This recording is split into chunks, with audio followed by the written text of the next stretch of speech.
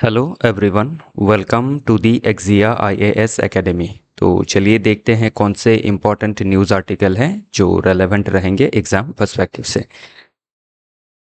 तो in discussion में मैं डिफरेंट आर्टिकल का आपको जो 2-3 पहले के आर्टिकल है उसको किस तरीके से आपको पढ़ना है डिफरेंट पर्सपेक्टिव से वो बताने की कोशिश करूँगा। एडमिशन ओपन है एक्जिया आईएएस एकेडमी में, आप हमारे फाउंडेशनल कोर्स से जुड़ सकते हैं। बाकी जो कोर्स का हाईलाइट है वो मेंशन किया गया है, आप इसको एक बार देख लीजिएगा। फर्दर चीज़ों को डिटेल में जानने के लिए आप कांटेक्ट कर सकते हैं 6002417488 नंबर पे। तो समझते हैं थोड़ा बहुत यूपीएससी के बारे में कि यूपीएससी जो है आपका ये सिर्फ एक आईक्यू या फिर नॉलेज टेस्ट का एग्ज़ाम नहीं है कि आपने कितना पढ़ा है। ओके, आपका कितना आईक्यू है। ये जो एग्ज़ाम है ये डिपेंड करता है कि आपने जितना पढ़ा है, जितना आपका आईक्यू है, उसको आप किस तरीके से उसको इस्तेमाल करके जो हमारी देश की या फिर जो विश्व की सोसाइटी की इकोनॉमी की जो डिफरेंट सॉर्ट ऑफ प्रॉब्लम है उसको आप किस तरीके से समझते हैं और किस तरीके से मल्टीपल वे से आप कनेक्ट करते हैं socially, legally, politically, ethically, internationally. तो उसके ऊपर काफ़ी डिपेंड करता है। तो इसीलिए आप देख सकते हैं जो प्रिपरेशन है वो उसमें आपको काफ़ी मेहनत करनी पड़ेगी, क्योंकि जो आपके यूपीएससी के सिलेक्टेड कैंडिडेट है वो भी फिर एग्ज़ाम देते हैं, आपके कंसिस्टेंटली हार्ड वर्क कर रहे हैं और कोशिश कर रहे हैं कि अपना रैंक जो है वो इम्प्रूव कर सके। इसके बाद और एक बात मैं आपको बताना चाहूँगा कि आपका जो लाइफ है it's is not equal to UPSC rank. So आपको ऐसा नहीं करना है कि जो नेवर एंडिंग एक ईगो कॉन्टेस्ट है उसमें नहीं पढ़ना है। कोशिश कीजिए, एक पर्पस के साथ एग्ज़ाम को दीजिए।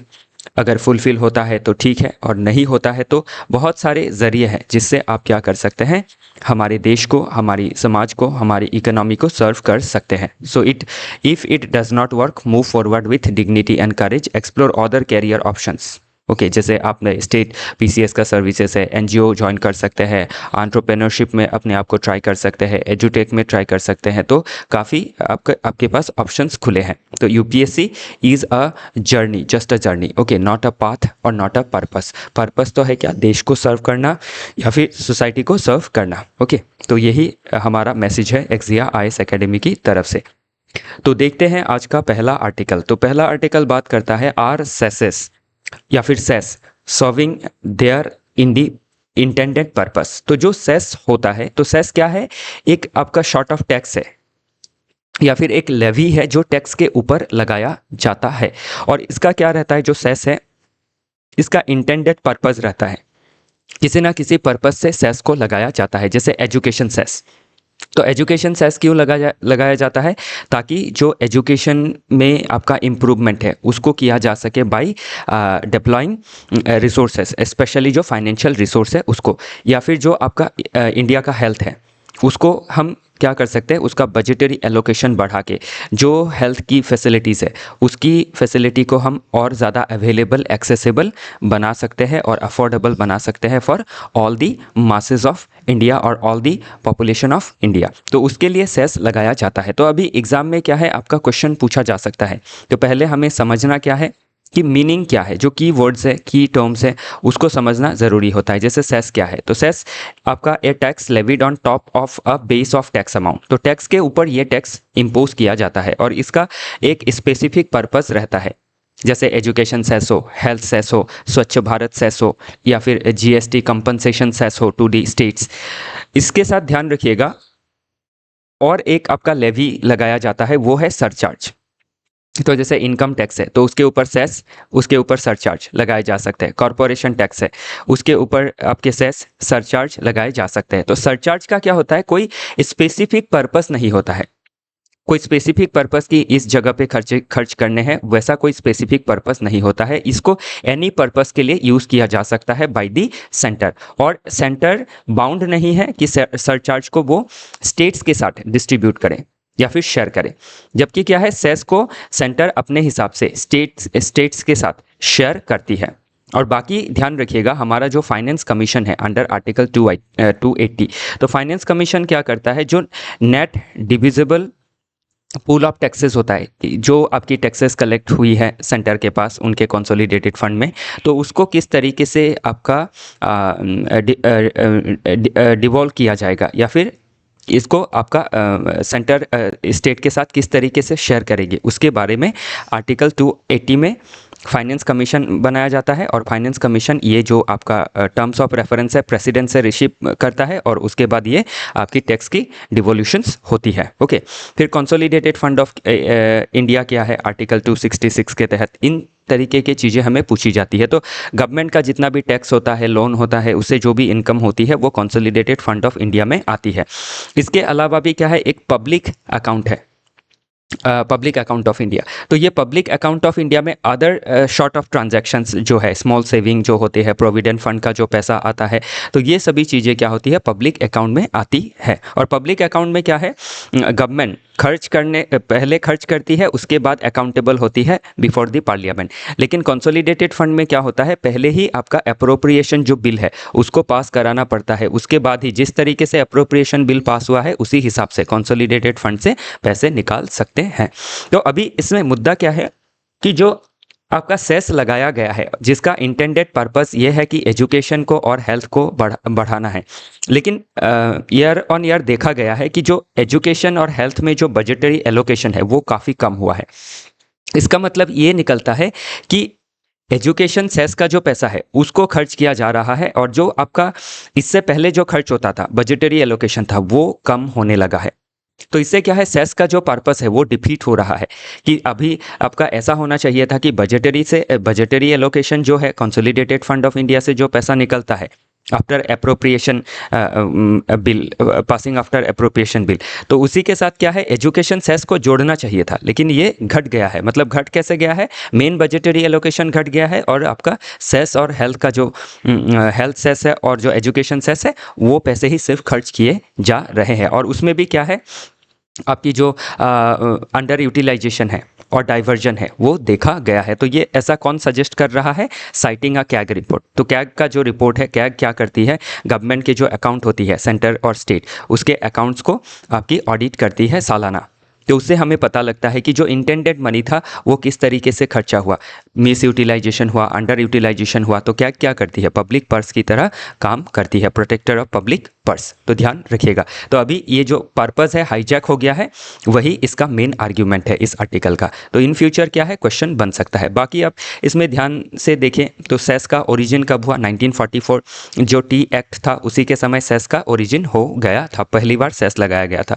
फिर कॉन्स्टिट्यूशनल बेसिस देखें तो आर्टिकल जो 270 है वो आउटलाइन करता है distribution of tax revenues, but cess को एक्सक्लूड करता है डिविजिबल पूल ऑफ टैक्सेस से। तो आर्टिकल जो 271 है वो अलाउ करता है सेंटर को टू लेवी सरचार्ज। ओके, ध्यान रखिएगा। तो 270 के अंदर जो सरचार्ज है वो एक्सक्लूड है, 271 के अंडर सरचार्ज लगा सकती है। तो सरचार्ज कोई स्पेसिफिक पर्पस नहीं होता है, ये पूरे सेंटर के खाते में जाता है। सेंटर इसको अपने मन के हिसाब से खर्च कर सकती है, अपनी प्रायोरिटी के हिसाब से खर्च कर सकती है, ध्यान रखिएगा। फिर जीएसटी कंपनसेशन सेस एक बार एग्जाम में पूछा जा चुका है ऑलरेडी मेंस में। तो जीएसटी कंपनसेशन क्या सेस क्या है, जीएसटी लॉ आने के बाद 2017 में यूनिफाइड टैक्स जब कर दिया गया आपका SGST, CGST, IGST, UTGST, तो उससे क्या है, डिफरेंट स्टेट्स को अपने जो रेवेन्यू है उसके जनरेशन में कंप्रोमाइज़ देखा गया, जो कलेक्शन है वो कम देखी गई। तो उस कलेक्शन को पूरा करने के लिए जो आपका शॉर्टफॉल है रेवेन्यू का, उसको पूरा करने के लिए जीएसटी कंपनसेशन जो सेस है उसको लागू किया गया। इसको अभी भी कंटिन्यू रखा है कि जो स्टेट शॉर्टफॉल को फेस कर रही है compare to the pre GST regime, तो उनको जीएसटी कंपनसेशन सेस के दौरान तहत उनका जो शॉर्टफॉल है उसको फिल किया जाएगा। ध्यान रखिएगा ये सभी चीज़ें। ओके, नेक्स्ट आर्टिकल बात करता है how serious is the global plastic pollution crisis. तो जो प्लास्टिक पोल्यूशन का क्राइसिस है वो कितना सीवियर है या फिर कितना सीरियस है, ये आर्टिकल उस बारे में बात कर रहा है। तो अभी ध्यान रखिएगा, जो सीवियरिटी ऑफ क्राइसिस है वो आप इससे पता लगा सकते हैं कि आपका जो ओके कहीं पे डेटा मेंशन होगा, ये रहा कि जो 234 मिलियन प्लास्टिक वेस्ट था 2000 में, वो लगभग डबल हो गया है इन द ईयर 2019। और इससे भी जो चिंता का विषय है वो है कि only 9% of plastic waste is recycled. तो सिर्फ 9% रिसाइकल होता है, बाकी जो आपकी लगभग 91% प्लास्टिक जो है वो एनवायरनमेंट में ही छूट जाती है। और जो आपका प्रॉब्लम है प्लास्टिक से वो क्या है कि ये नॉन बायोडिग्रेडेबल है इन नेचर, जो आपके सॉइल को, वाटर को कंटामिनेट कर सकता है, एयर को कंटामिनेट कर सकता है, और उससे क्या है हमारे बायोडाइवर्सिटी के ऊपर, ह्यूमन हेल्थ के ऊपर काफ़ी नेगेटिव असर देखने को इससे मिलेगा। तो इसी के लिए अभी इसमें एक सोल्यूशन प्रपोज किया गया है, और सोल्यूशन क्या है कि लीगली बाइंडिंग इंटरनेशनल एग्रीमेंट होना चाहिए यूनाइटेड नेशन के तहत। तो वही चीज़ इसमें मेंशन की गई है। देन और कुछ आपके जैसे एक्सटेंडेड प्रोड्यूसर रेस्पॉन्सिबिलिटी है। तो एक्सटेंडेड प्रोड्यूसर रेस्पॉन्सिबिलिटी क्या होता है कि जो प्रोड्यूसर है, सपोज एक मोबाइल फ़ोन है या फिर कोई लैपटॉप है, उसमें आपका जो भी इक्विपमेंट्स है, तो उसको बेच देने के बाद या फिर कोई भी सामान बेचने के बाद प्रोड्यूसर उसका रिस्पॉन्सिबिलिटी से हाथ धो लेता है कि वो जो प्रोडक्ट है पर्टिकुलर, वो अभी जिसने परचेस किया है वही उसके लिए ज़िम्मेदार रहेगा। तो उससे क्या होता है, जो यूज़र है वो डिस्कार्ड कर देता है, प्लास्टिक हो या फिर कोई भी नॉन बायोडिग्रेडेबल सामान हो, जैसे ई वेस्ट ही हो। तो उसके लिए क्या किया गया है, ईपीआर लाया गया है, एक्सटेंडेड प्रोड्यूसर रिस्पॉन्सिबिलिटी, कि जो मेकर है, जो प्रोड्यूसर है, उसको उस प्रोडक्ट के लिए लाइफ टाइम रेस्पॉन्सिबल रहना पड़ेगा उसके रिसाइकल के लिए। तो इससे क्या है, अभी आप देख सकते हैं इसी के वजह से एक सर्कुलर इकोनॉमी का कॉन्सेप्ट भी आया है। तो सेकंड हम क्या देख सकते हैं, इकोनॉमिक इंसेंटिव दिया जा सकता है। तो इकोनॉमिक इंसेंटिव या फिर इकोनॉमी के पॉइंट ऑफ व्यू से देखें तो जो इंसान या फिर जो भी तबके के लोग हैं जो प्लास्टिक को कलेक्ट करते हैं, ओके, तो उनको हम क्या कर सकते हैं, एनकरेज कर सकते हैं by giving them monetary incentive. और जो लैंडफिल्स में डालते हैं इनको या फिर लैंड को पोल्यूट करते हैं, उनके ऊपर हम क्या कर सकते हैं, टैक्सेस या फिर फाइन लगा सकते हैं। फिर मार्केट को हम डेवलप कर सकते हैं जिसमें रिसाइकल प्लास्टिक का हम क्या कर सकें, फिर से वैल्यू ऐड कर सके, उसमें उसका फिर इस्तेमाल किया जा सके। इंडिविजुअल एक्शन अगर देखें तो सिटीजन्स को क्या करना है, ग्रीनर जो अल्टरनेटिव है, जैसे घर से ही कोई आपका बायोडिग्रेडेबल बैग को लेके जाना, प्लास्टिक को आपका रिफ्यूज़ करना, रिड्यूस करना, वो हम इस्तेमाल कर सकते हैं। जैसे आपका आर कुछ 5R है ना, रिड्यूस, रिफ्यूज़, रिसाइकल, रिपेयर, तो उसको हम इस्तेमाल कर सकते हैं इसमें। तो ध्यान रखिएगा, इसको हम काफ़ी जो डिफरेंट पर्सपेक्टिव है उससे देख सकते हैं। नेक्स्ट है एक्सप्लेनेशन ऑफ की टर्म्स। तो प्लास्टिक पोल्यूशन ऑलरेडी देखा कि जो आपका नॉन बायोडिग्रेडेबल जो कंपोनेंट है वो एनवायरनमेंट में ही रह जाता है। माइक्रोप्लास्टिक क्या है, जो लेस देन 5 mm है।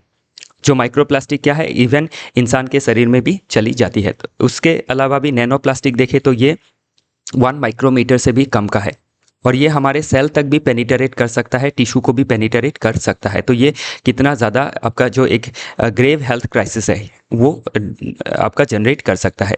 फिर नॉन बायोडिग्रेडेबल पता ही है, मटेरियल जो क्या नहीं होती है, एनवायरनमेंट में ब्रेक डाउन नहीं होती है, या फिर जो माइक्रोबियल एक्शन है उससे भी इसका ब्रेक डाउन नहीं होता है। एक्सटेंडेड प्रोड्यूसर रेस्पॉन्सिबिलिटी ऑलरेडी हमने देखा। सिंगल यूज़ प्लास्टिक जो सबसे ज़्यादा प्रॉब्लमेटिक चीज़ है, जिसको एक बार यूज़ करके डिस्कार्ड कर दिया जाता है, लाइक बैग्स, स्ट्रॉ जो है, ओके। फिर ग्रीन हाउस गैस इमिशन होता है प्लास्टिक से, जैसे CO2। फिर सस्टेनेबल डेवलपमेंट गोल को देखें तो गोल 12 क्या कहता है, रेस्पॉन्सिबल कंजम्पशन। गोल 13 क्या कहता है, क्लाइमेट एक्शन। गोल 14 क्या कहता है, लाइफ बिलो वाटर। तो आप इसमें देख सकते हैं टॉपिक एक है लेकिन इसका लिंकेजेस कितना ज़्यादा हमको देखने मिल रहा है। तो एग्जाम में जब क्वेश्चन पूछा जाएगा, जब आप डिफरेंट पर्सपेक्टिव से चीज़ों को समझेंगे तभी आप बेटर आंसर कर सकते हैं। ओके, चलिए आगे देखते हैं। नेक्स्ट आर्टिकल बात करता है ऑनरेबल पीएम नरेंद्र मोदी साहब ने इनॉग्रेट किया है India's first bamboo based ethanol plant. तो ये जो इथेनॉल प्लांट है ये आपका जो NRL है, Numaligarh refinery limited, in Golaghat district of India, वहाँ इसको लगाया गया है। तो इसमें अभी क्या होगा, जो इससे जो बेनिफिट्स है, पहला तो हमारा नेशनल जो बायोफ्यूल पॉलिसी है 2018 में लिया गया, उसके तहत क्या करना है, हमें जो भी आपके बायोलॉजिकल कंपोनेंट है उनको इस्तेमाल करके हम किस तरीके से ग्रीनर फ्यूल में ट्रांजिशन कर सकते हैं। उससे क्या होगा, हम क्लीन एनर्जी को प्रोड्यूस करेंगे, पोल्यूशन जो है वो कम होगा। हमारा जो ग्लोबल टारगेट है to become net zero by 2070, तो उसके लिए हमें क्या करना होगा, ग्रीनर ऑल्टरनेटिव्स को लेना होगा। अभी इथेनॉल जो आपका इथेनॉल ब्लेंडिंग 20 है उसकी ओर आगे बढ़ रहा है। तो इथेनॉल ब्लेंडिंग 20 के लिए हमें ज़रूरी है कि हम अपने जो प्लांट है उसको इथेनॉल ब्लेंडिंग के लिए कॉम्पिटेबल बनाएं। तो वही चीज़ अभी इसमें देखी गई है। तो लगभग 7,230 करोड़ का आपका पूरा प्रोजेक्ट इसमें लगाया गया है इन नुमलीगढ़ रिफाइनरी। तो ध्यान रखिएगा, इसका भी काफ़ी आप डिफरेंट पर्सपेक्टिव से देख सकते हैं। लाइक एनर्जी में हमें सेल्फ सफिशिएंसी मिलेगी, हमें इंपोर्ट कम करना पड़ेगा, इससे हमारा जो करंट अकाउंट डेफिसिट है वो कम होगा। Clean energy and climate goal को हम इससे मीट कर सकते हैं, वो चाहे पंचामृत स्ट्रैटेजी हो to become net zero by 2070। Economic development हो सकता है नॉर्थ ईस्ट का, तो ये प्लांट क्या करेगा, जो आसाम की इकोनॉमी है, स्पेशली जो हमारे बैम्बो ग्रोअर्स है उनको एम्पावर करेगा, एक आपका अल्टरनेटिव सोर्स ऑफ लाइवलीहुड देगा other than the food product और commercial other commercial agricultural product like tea. Okay, उसके बाद फार्मर्स एंड कम्युनिटी वेलफेयर, जो हमने अभी देखा कि दोनों तरफ से विन विन सिचुएशन है, इंडस्ट्री के लिए भी और फार्मर्स के लिए भी, मतलब प्राइमरी सेकेंडरी दोनों सेक्टर्स को ये इम्पैक्ट कर रहा है और सर्विसेज सेक्टर को भी इम्पैक्ट करेगा, लाइक पेट्रोल पंप जब रहेंगे वो जो सर्विसेज प्रोवाइड करेंगे। ओके, नेक्स्ट है पॉलिसी एंड गवर्नेंस में भी आप देख सकते हैं कि गवर्नमेंट की जो पॉलिसी है वो किस तरीके से शिफ्ट कर रही है from non renewable energy to renewable energy to meet the global standards. Okay, next है हिस्टोरिकल इवोल्यूशन। अगर देखें तो इथेनॉल ब्लेंडिंग का जो प्रोग्राम है उसके बारे में पहले चर्चा हुआ था 2003 में, 5% ब्लेंडिंग के लिए E5 पेट्रोल, और फर्स्ट जनरेशन बायोफ्यूल्स का इस्तेमाल किया जा रहा था। तो फर्स्ट जनरेशन बायोफ्यूल्स या फिर इथेनॉल क्या होता है, ये होते हैं आपके जो फूड बेस्ड होते हैं, जैसे आपका शुगर हो गया, पोटैटो हो गए, राइस हो गया, जिससे स्टार्च को एक्सट्रैक्ट करके इथेनॉल बनाया जाता था। तो इससे फूड सिक्योरिटी का जो इशू था वो सामने निकल के आया था, तो इसीलिए शिफ्ट किया हमने सेकेंड जनरेशन बायोफ्यूल में, जो रहेंगी आपकी non food products like bamboo.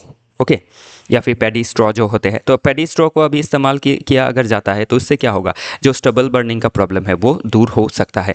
फिर जो बैम्बो का हर्डल था, इंडियन फॉरेस्ट एक्ट 1927 में इसको ट्री की तरह कंसीडर किया गया था, जिसको अभी हटा दिया गया है, जिससे क्या होगा, ये ट्री में कंसीडर नहीं होगा।